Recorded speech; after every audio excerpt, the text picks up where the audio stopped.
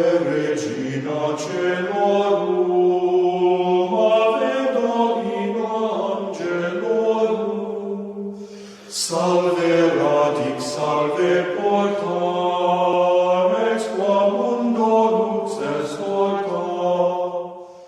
Em nome do Pai, do Filho e do Espírito Santo. Amém. Ave Maria, cheia de graça, o Senhor é convosco, bendita sois vós entre as mulheres, bendito é o fruto do vosso ventre, Jesus.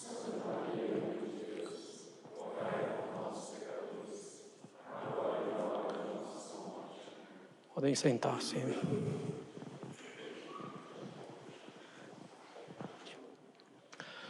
Caros católicos, não irei me alongar muito hoje no sermão, ao contrário, falo-ei bem breve. Então, são algumas considerações sobre as circunstâncias que estamos vivendo. Consideremos a fragilidade de todas as coisas aqui nessa terra. Um vírus surgido há 3 meses nos altera a rotina consideravelmente, com consequências na economia, na nossa vida social, nas escolas, na nossa família e na nossa vida espiritual. Estamos falando de um vírus que nem chega a ser tão letal, atingindo de modo mais perigoso um certo grupo de pessoas, em particular idosos, pessoas com alguma doença crônica respiratória, por exemplo. Mas tudo isso deve nos lembrar bem aquilo que dizemos no início da Quaresma. Somos pó e ao pó retornaremos. A nossa fragilidade é muito grande, caros católicos. Muitas vezes o ser humano se crê autossuficiente, esquece de Deus, maravilhado com suas invenções, com suas teorias, apoiado simplesmente sobre si mesmo. E Deus, com pouca coisa, nos mostra que somos pó. Pouca coisa, muitas vezes, basta, efetivamente, para nos tirar a vida. É um tempo em que podemos tirar grande proveito espiritual. Sempre podemos tirar proveito espiritual em todas as circunstâncias. Devemos estar profundamente convencidos disso. Tudo coopera para o bem do justo, como nos diz São Paulo. É um tempo para exercermos a caridade para com o próximo, respeitando as indicações de cuidados, para que a doença não se espalhe tão rapidamente, para preservar essas pessoas, para que o sistema de saúde não entre em colapso, pois mesmo casos menos graves necessitam muitas vezes de internação e do uso de aparelhos em hospitais. Então, é tempo de exercer essa caridade com o próximo de modo responsável. É tempo de exercer também a obediência. Por justiça, devemos obedecer às indicações das autoridades civis e eclesiásticas nas suas legítimas ordens. Lembremos-nos de que toda autoridade vem de Deus. Portanto, as ordens legítimas devem ser obedecidas. Isso pode nos afastar cada vez mais dos sacramentos, eventualmente, mesmo afetar a nossa vida espiritual, sobretudo com a eventual proibição de comunhão na boca ou com a suspensão de missas. Se isso ocorrer, mantenhamos a serenidade, exerçamos a obediência, reforcemos as orações em nossos lares. E, claro, daremos um jeito para as confissões. É tempo de exercer a conformidade com a vontade de Deus, a única coisa que nos interessa. Todo o mal físico ou sofrimento que padecemos aqui na terra é fruto do pecado original, dos pecados cometidos ao longo da história e dos nossos pecados. Se não convém associar certo sofrimento específico a um pecado nosso específico, precisamos saber que os males são uma pena pelos pecados dos homens, incluídos os nossos pecados. Essa epidemia, ainda que consideravelmente leve, nos vem da mão de Deus, para considerarmos que nossa pátria é o céu, para considerarmos a necessária caridade para com o próximo, para mortificarmos a nossa vontade pela obediência e conformidade com a vontade de Deus.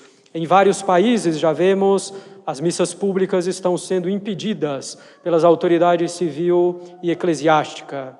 Devemos aproveitar e refletir se não é também um modo de Deus nos fazer dar o devido valor à missa e ao sacramento da Eucaristia, cessando as profanações, cessando o desrespeito para com o santo sacrifício da missa e para com o Santíssimo Sacramento.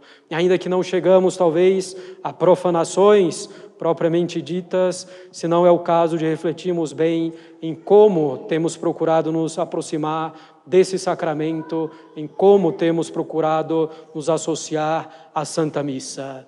Se não damos valor ao que temos, já faz 50 anos que a liturgia católica entrou em colapso, não é justo, será, que Deus nos prive disso durante um tempo, para que aprendamos a reconhecer o valor infinito da missa e da Eucaristia? Nosso Senhor mesmo diz que não se deve jogar pérola aos porcos. A pérola é a missa, nós, os porcos. Aceitemos as eventuais restrições em espírito de reparação pelas profanações, também pelas nossas irreverências, pela nossa falta de estima e de amor à missa e ao Santíssimo Sacramento. E diante de tudo isso, caros católicos, e de todos os acontecimentos de nossa vida, devemos saber que Deus governa todas as coisas. Podemos ver nessa situação como Deus quer nos mostrar que Ele é o soberano Senhor de todas as coisas, enquanto nós não conseguimos conter os malefícios de um mero vírus tão pequeno que nem sequer o vemos. Deus governa todas as coisas com justiça e com suma bondade. Portanto, não há jamais motivo para desespero, para pânico. Há motivos para nos convertermos a Deus. Há motivos para exercermos a virtude. Há motivos para recorrermos a Deus. E tudo isso é excelente. Reconhecendo a nossa fragilidade, reconhecendo que Deus governa todas as coisas para o nosso bem, exercendo a caridade com o próximo, a obediência por amor a Deus, exercendo a conformidade com a vontade de Deus, reparando pelos nossos pecados, pelas profanações e guardando a mais profunda serenidade, poderemos tirar grandes frutos para a nossa vida espiritual nesse momento. Olhemos para Nossa Senhora. Tudo fez na sua vida por amor a Deus e ao próximo. Sofreu os piores sofrimentos, em particular a morte de seu divino Filho, com plena conformidade com a vontade de Deus. Perdeu seu Filho de maneira rápida, muito cedo, nos dando então a lição de como nos privar eventualmente da companhia de nosso Senhor Jesus Cristo sacramentado. Sofreu tudo sabendo que Deus governa todas as coisas, mantendo a serenidade em meio a tudo. Obedeceu também à autoridade civil, por exemplo, ao se deslocar ao final de sua gravidez de Nazaré a Belém, respeitando o censo de Augusto. Soube tirar proveito de tudo para a glória de Deus, para o bem de sua alma e para o bem do próximo. Invoquemos então, caros católicos, Nossa Senhora Salus Infirmorum, saúde dos enfermos, para que nos persevere a saúde do corpo, se for para o bem da nossa alma. Nos preocupemos sempre, em primeiro lugar e antes de tudo, com a nossa alma, com a nossa união com Deus. É isso que vai nos merecer o céu, que morramos no próximo instante ou daqui a algumas décadas. Em nome do Pai, do Filho e do Espírito Santo. Amém. Ave Regina Caelorum,